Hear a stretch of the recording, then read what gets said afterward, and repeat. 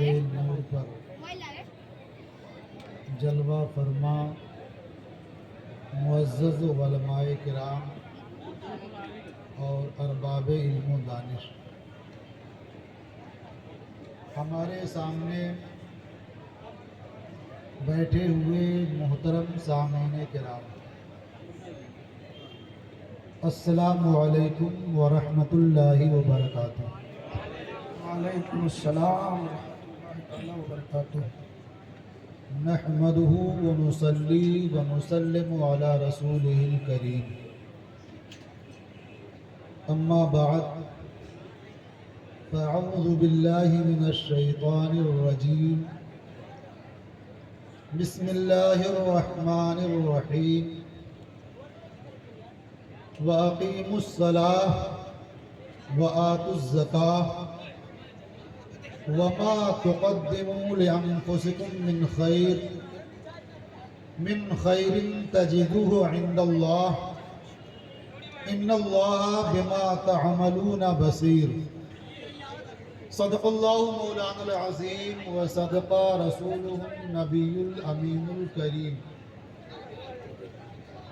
ونحن على ذلك لمن الشاهدين والشاكرين والحمد للہ رب العالمین۔ محترم حضرات، آئیے ہم اور آپ سب مل کر ایک مرتبہ آقائے نامدار،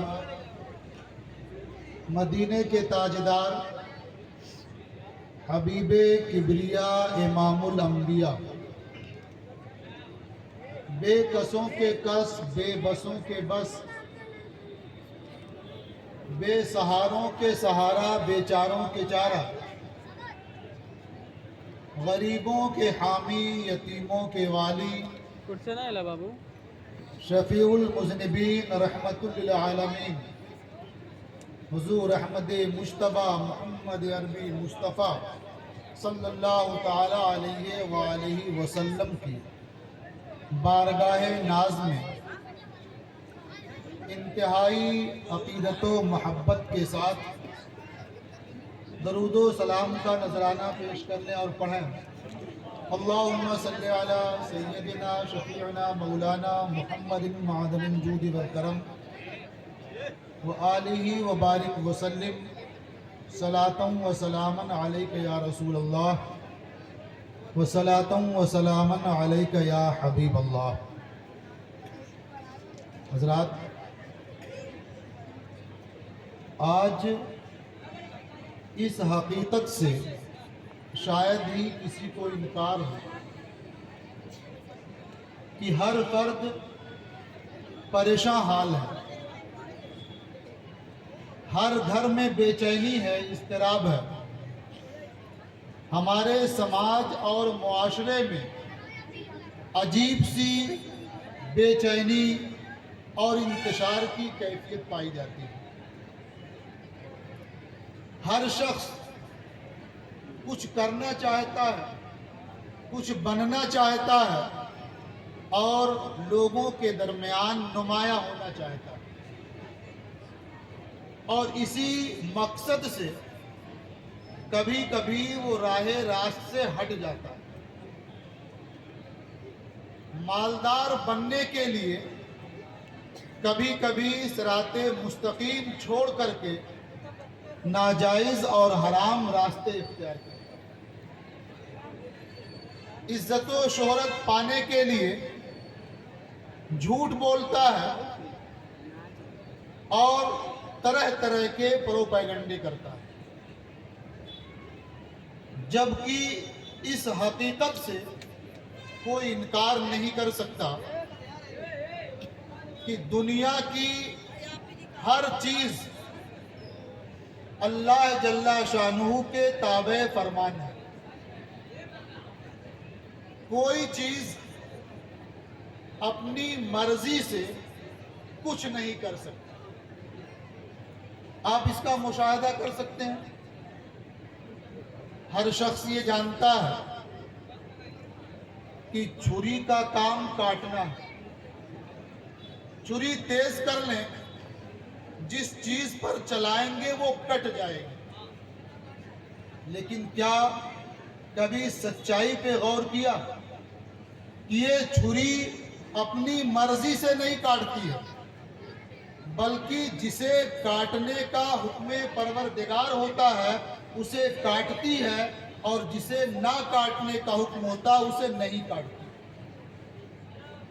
آپ نے یہ تاریخی واقعہ بارہا سنا ہوگا کہ حضرت ابراہیم علیہ الصلوۃ والتسلیم نے اپنے فرزند ارجمند حضرت اسماعیل علیہ الصلوۃ والتسلیم کو ذبح کرنے کے لیے زمین پر لٹا دیا، چھری تیز کر لی اور ان کے ننھے حلق پر چلا دی، لیکن اس تیز چھری نے ان کے حلق کو نہیں کاٹا، اس لیے کہ رب کریم کا حکم کاٹنے کا نہیں تھا. آپ اور دیکھیں، آدمی کسان گھر میں جو غلہ موجود ہوتا ہے جب بونے کا موقع آتا ہے تو اس میں سے بہت کچھ جا کے کھیت میں ڈال آتا ہے، لیکن زمین نہ ہر دانے کو اگاتی ہے نہ ہر دانے کو ہضم کرتی ہے. جس دانے کے اگانے کا حکم ہوتا ہے اسے وہی زمین غذا فراہم کرتی ہے، اور جس دانے کو ختم کرنے کا حکم ہوتا ہے اسے ہضم کر جاتی ہے، اس کا پتہ نہیں ہے.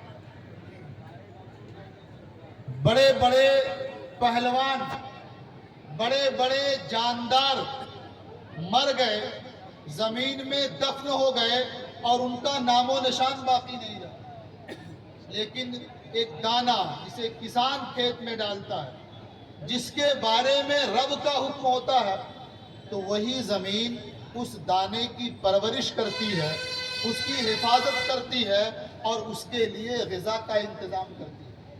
پھر وہ زمین اپنا سینہ چاک کر کے اسے پودے کی شکل میں اوپر نکالتی ہے، اور دیکھتے دیکھتے وہ پودا بڑا ہوتا ہے، پھل آ جاتے ہیں. تو معلوم ہوا کہ زمین بھی یہ کام اپنی مرضی سے نہیں کرتی.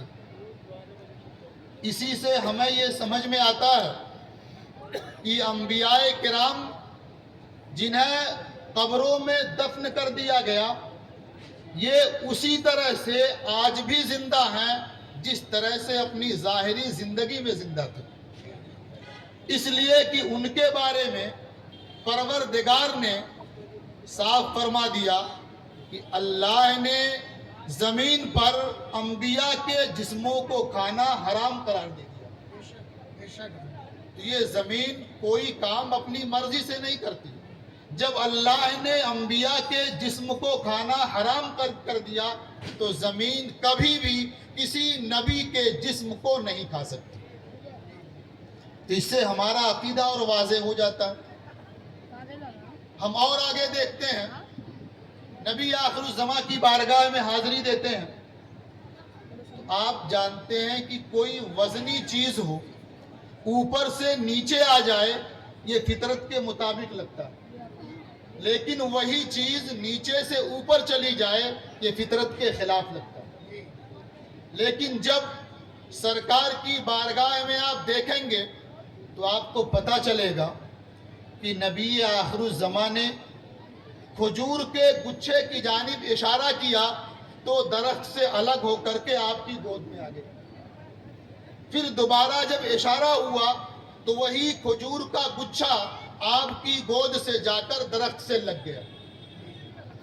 اس سے بھی سمجھ میں آتا ہے کہ دنیا کی کوئی چیز اپنی مرضی سے کچھ نہیں کرتی، وہی کرتی ہے جس کے تعلق سے پروردگار کا حکم ہوتا ہے. بے شک بے شک حق ہے. مگر افسوس اسی خاکدان گیتی پر، اسی دھرتی پر انسان بھی بستا ہے جس کے بارے میں فرمایا گیا کہ یہ اشرف المخلوقات ہے. اللہ کی پیدا کی ہوئی تمام مخلوقات میں سب سے افضل، سب سے اشرف ہے. اور انسان کا حال کیا ہے کہ اکثر انسان اللہ کے ارشاد کے مطابق عمل نہیں کرتے، بلکہ وہ اپنی طبیعت سے عمل کرتے ہیں۔ آپ ذرا غور کریں کہ آپ دوسروں سے افضل ہونے کا دعویٰ کرتے ہیں، دوسروں سے اشرف ہونے کا دعویٰ کرتے ہیں، اور بڑے فخر سے کہتے ہیں کہ ہم اشرف المخلوقات ہیں۔ لیکن جب حقیقت کا جائزہ لیں کہ جنہیں آپ کمزور سمجھتے ہیں، اپنے سے کمتر جانتے ہیں، وہ مخلوق تو رب کی بندگی کر رہی ہے، وہ مخلوق رب کی اطاعت کر رہی ہے، اور آپ اشرف المخلوقات ہو کر کے رب کریم کی نافرمانی کر رہے ہیں۔ جب ہمارا یہ ایمان ہے کہ دنیا میں وہی ہوگا جو رب چاہے گا، کام وہی ہوگا جس کے تعلق سے رب کا حکم ہوگا، تو پھر اس موقع پر ہمارا ایمان کیوں کمزور ہو جاتا ہے کہ ہم چاہتے ہیں کہ مالدار ہو جائیں اور اس کے لیے ہم دوسرے کی دولت ہڑپ لیتے ہیں۔ کیا دوسرے کی دولت ہڑپ لینے سے ہم مالدار ہو سکتے ہیں؟ بالکل نہیں۔ ہمیں اتنا ہی ملے گا، ہمیں دولت اتنی ہی ملے گی جتنا رب نے ہمارے لیے مقدر فرما دیا۔ ہم زندگی کیسے گزاریں، کیسے رہیں، اس تعلق سے اللہ رب العزت نے قرآن کریم نازل فرمایا اور اس کی تعلیم کے لیے اپنے محبوب کو مبعوث فرمایا۔ اللہ کے محبوب ارشاد فرماتے ہیں، حضرت ابو ہریرہ رضی اللہ تعالی عنہ سے مروی ہے، وہ فرماتے ہیں کہ اللہ کے محبوب نے ارشاد فرمایا، من اخذ عنی ہؤلاء الکلمات فیعمل بہن او یعلم من یعمل بہن، یعنی کون ہے جو مجھ سے یہ کلمات سیکھ لے پھر اس پر عمل کرے، یا کسی کو سکھائے جو اس پر عمل کرے۔ حضرت ابو ہریرہ رضی اللہ تعالی عنہ فرماتے ہیں کہ میں نے عرض کیا، یا رسول اللہ میں حاضر ہوں۔ فرماتے ہیں فَأَخَذَ بِيَدِي، تو اللہ کے محبوب نے میرا ہاتھ پکڑا، وَعَدَّ 5 کلمات، اور 5 کلمات شمار فرمائے۔ ارشاد فرمایا، اتق المحارم تکن اعبد الناس، اللہ و رسول کی حرام کی ہوئی چیزوں سے بچو، تم لوگوں میں بڑے عابد ہو جاؤ گے۔ دوسری چیز ارشاد فرمائی، وَرْضَ بِمَا قَسَّمَ اللَّهُ لَكَ تَكُنْ أَغْنَى النَّاسِ، اس پر راضی ہو جاؤ جو رب نے تمہارے لیے تقسیم فرمایا ہے، تم لوگوں میں غنی تر ہو جاؤ گے، بڑے مالدار ہو جاؤ گے۔ اور ارشاد فرمایا، وَأَحْسِنْ إِلَىٰ جَارِكَ تَكُنْ مُؤْمِنًا، اپنے پڑوسی پر احسان کرو، اس کے ساتھ اچھا سلوک کرو، تم مومن کامل ہو جاؤ گے۔ اور ارشاد فرمایا، وَأَحِبَّ لِلنَّاسِ مَا تُحِبُّ لِنَفْسِكَ، اور لوگوں کے لیے وہی پسند کرو جو اپنے لیے پسند کرتے ہو، تَكُنْ مُسْلِمًا، تم کامل مسلمان ہو جاؤ۔ وَلَا تُكْثِرِ الضَّحْكَ فَإِنَّ كَثْرَةَ الضَّحْكِ تُمِيتُ الْقَلْبَ، اور زیادہ ہنسو نہیں، اس لیے کہ زیادہ ہنسنا دل کو مردہ کر دیتا ہے۔ یہ 5 چیزیں ارشاد فرمائیں۔ اب آپ غور فرمائیں کہ ہمارے بزرگان دین کیسے ان باتوں پر عمل پیرا تھے۔ آج ہم ان کا نام لے کر کے نعرے لگاتے ہیں، ان کا نام لے کر کے اپنی برتری ظاہر کرتے ہیں، لیکن ان کی زندگی کو اپنے لیے نمونہ نہیں بناتے۔